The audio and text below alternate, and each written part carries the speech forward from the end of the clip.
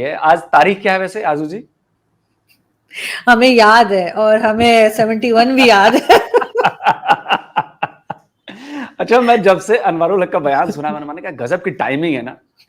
आज 16 दिसंबर है, 15 को उन्होंने बयान दिया, 16 दिसंबर को वो भूल गए कि 300 बार जंग की बात कर रहे हैं वो, और 16 दिसंबर भूल गए। बताइए, आधा मुल्क इस जंग के चक्कर में पाकिस्तान का चला गया। 93,000 पाकिस्तानी फौजियों का सरेंडर हुआ। तो हक साहब को अपना इतिहास ही नहीं पता, और वो कह रहे हैं कि जी अब 3 बार क्या 30 बार क्या, हम 300 बार जंगें करेंगे। जो आपने जंगें की हैं उनका उनका रिजल्ट क्या रहा, उसके परिणाम स्वरूप पाकिस्तान को कितना पीछे जाना पड़ा, पाकिस्तान को इसके कितने रिपरकशन भुगतने पड़े हैं। क्या अनवरुल हक साहब को जरा भी उन्होंने इस बात की असेसमेंट नहीं की कि वो गए तो हैं पाकिस्तानी ऑक्युपाइड जम्मू कश्मीर में, वहां के लोग खुश हो जाएंगे बयान उनका सुन के, लेकिन क्या दुनिया उन पर हंसेगी नहीं कि तारीख भी ऐसी चुनी कि बस वो आसपास ही था, सबसे बड़ा सरेंडर वर्ल्ड वार के 2 के बाद। तो मुझे तो बस हंसी आ रही है उनके इस बयान के बाद, और कुछ नहीं आ रहा। लेकिन फिर भी आखिर मुझे समझ नहीं आ रही कि एस्टेब्लिशमेंट तो हमारी इस वक्त बड़ी इस मूड में है कि भारत के साथ बात करे। नवाज शरीफ साहब को लाया गया, उनके एक एक करके केसेस भी ऐसे गायब होते जा रहे हैं जैसे वाकई में वो जो कहते हैं ना दूध के धुले, कि कुछ किया ही नहीं उन्होंने। हालांकि ऐसा नहीं है, मगर फिर भी बात की जा रही है कि भारत से बातचीत के लिए उनको लाया गया है, और दूसरी तरफ अपना ही आदमी जो कि एस्टेब्लिशमेंट का साफ साफ वो इस किस्म की स्टेटमेंट दे रहा है। देखिए आरजू जी, ये जो टाइम है ना, टाइमिंग बहुत इंपॉर्टेंट रखती है। देखिए इलेक्शन का टाइम है। अभी हमने नवाज शरीफ का बयान सुना था जिसमें वो कह रहे थे कि जी वो मैं ही था, मेरे ही दौर में मोदी साहब भी आए थे, उसके पहले वाजपेयी साहब भी आए थे, और हम रिलेशन सुधारने चाहते हैं। देखिए नवाज शरीफ एक बहुत पहुंचे हुए पॉलिटिशियन है, और उनको पता है कि पॉलिटिक्स कैसे खेलनी है। उन्होंने अभी आपने देखा होगा कि जब वो लंदन में थे तो फौज के लेके उनके बयान कैसे थे, मतलब ऐसे बयान थे कि अगर मैं फौजी होता तो मैं तो इनको पता नहीं क्या कर चुका होता। लेकिन देखिए वो जानते हैं कि पॉलिटिक्स कैसे की जाती है। तो उन्होंने एक तरफ बयान दिया कि नहीं जी, हम भारत से रिश्ते जो है वो नॉर्मल करना चाहते हैं, हम भारत से संबंध सुधारना चाहते हैं।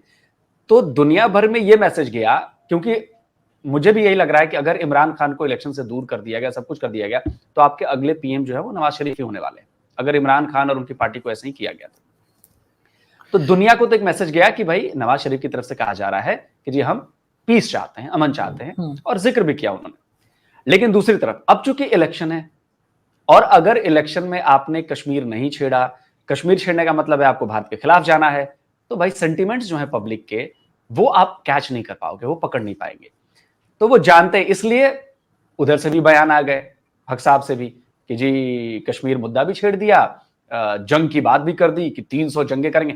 जबकि अगर आप देखें तो जिस संवैधानिक पद पर अभी अनवारुल हक साहब हैं, उनका ऐसा बयान का कोई मतलब नहीं बनता, क्योंकि आप मैंडेट लेकर नहीं आए हो, आप केयरटेकर पीएम हो। केयरटेकर पीएम का काम होता है कि जी आप थोड़े बहुत जो काम करने कराइए, इलेक्शन टाइम पे आप कराइए, बस यही है ना, इसके अलावा तो नहीं। आपके पास मैंडेट नहीं है, आप बड़े फैसले नहीं ले सकते, और आप भारत के खिलाफ ऐसे बयान दे रहे।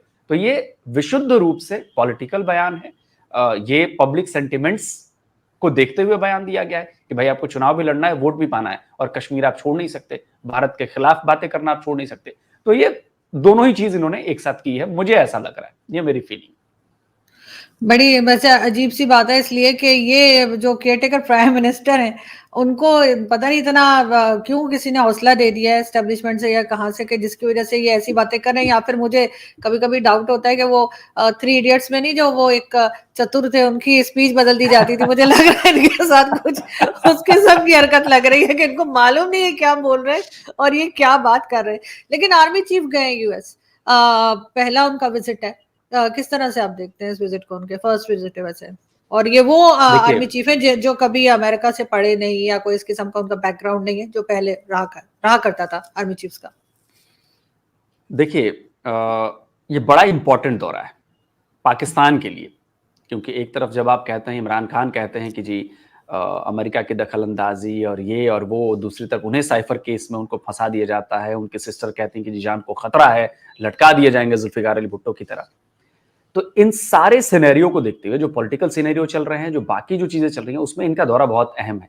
क्योंकि देखिए पाकिस्तान इस समय न सिर्फ पॉलिटिकल क्राइसिस से गुजर रहा है, बल्कि इकोनॉमिकल क्राइसिस उससे ज्यादा बड़ी है। मतलब मैं अगर कहूं कि पॉलिटिकल क्राइसिस छोटी है, क्योंकि अभी जो हालात हैं अगर ऐसे ही रहे तो आपकी इकोनॉमी अभी आगे चलकर और ज्यादा बुरी हालत में आने वाली है। आपके रिजर्व फिर से गिरने लगे हैं, शायद आपको पता ही होगा, खैर आपको तो पता ही होगा, रिजर्व फिर से गिरने लगे हैं। और जो अगली डील होने वाली है आईएमएफ के साथ, वो भी इतनी आसान नहीं दिख रही। बाकी देश भी आपसे बहुत ज्यादा खुश नहीं है। और सबसे बड़ी बात कि अमेरिका हमेशा से आपको एक तरह से कहूं तो बेल आउट करता आया है। बहुत टाइम ऐसा है जब अमेरिका ने आपको बेल आउट किया। अभी आईएमएफ से आपको पहला लोन भी मिला, तो आपको याद होगा कि कई लोगों ने सिफारिश की अमेरिका से कि भैया बोलिए आईएमएफ को कि रिलीज करे और ऐसा करे वैसा करे। तो ये बड़ा एक्चुअली में बहुत नाजुक दौर है। जो इमरान खान कहते हैं ना, मुल्क बहुत नाजुक दौर से गुजर रहा है, एक्चुअली में गुजर रहा है। और उनके इस दौरे को देखिए कि अमेरिका जाना एक संकेत है कि हम दोबारा अमेरिका से रिश्ते अच्छे करना चाहते हैं। और पाकिस्तान की चाहे एस्टेब्लिशमेंट हो या पाकिस्तान की पॉलिटिकल एलीट हो, वो जानते हैं कि बगैर अमेरिका सरवाइव कर पाना बहुत मुश्किल है। तो ये बेसिकली सर्वाइवल की जंग है, और उस जंग को जीतने के लिए जो हाफिज आसिम मुनीर साहब हैं वो गए हैं उसको जीतने। तो मुझे लगता है कि डिफेंस डील भी होगी और भी कई सारी चीजें हैं जो इन्होंने अपना पक्ष भी रखा हुआ अमेरिका के सामने। और जाहिर सी बात है कि अमेरिका रिजीम बदलने के बाद किसी ऐसे को नहीं चाहेगा जो उसके खिलाफ जाए, चाहे वो पॉलिटिकली हो चाहे वो मिलिट्री के तौर पर हो। तो मिलिट्री के तौर पर तो ये बात क्लियर हो गई कि जी आर्मी जो है वो, पाकिस्तान की आर्मी जो है वो अमेरिका से पहुंच गई कि भैया सेटलमेंट कर लेते हैं, ठीक है, कोई दिक्कत नहीं। और दूसरी तरफ पॉलिटिकल लीडरशिप में आर्मी की से रहेगी, और अमेरिका जानता है कि अगर मुझे कंट्रोल करना है तो पाकिस्तान की जो पॉलिटिकल लीडरशिप भी है वहां पर भी उसका कंट्रोल होना चाहिए, जो कि इमरान खान एब्सोल्युटली नॉट और पता नहीं क्या क्या इस चक्कर में जो गड़बड़ हो गई थी चीजें। तो अब वो दोबारा से कंट्रोल को रीगेन करना चाहते हैं पाकिस्तान के ऊपर, आफ्टर अफगानिस्तान वाला जो कांड हुआ उसके बाद। तो मुझे लगता है कि अब पता नहीं आगे चल के क्या अमेरिका की तरफ से क्या कहा जाता है, लेकिन ये पाकिस्तान के लिए बहुत इंपॉर्टेंट दौरा था और मुझे लगता है कि कुछ ना कुछ आपको मिलेगा वहां से।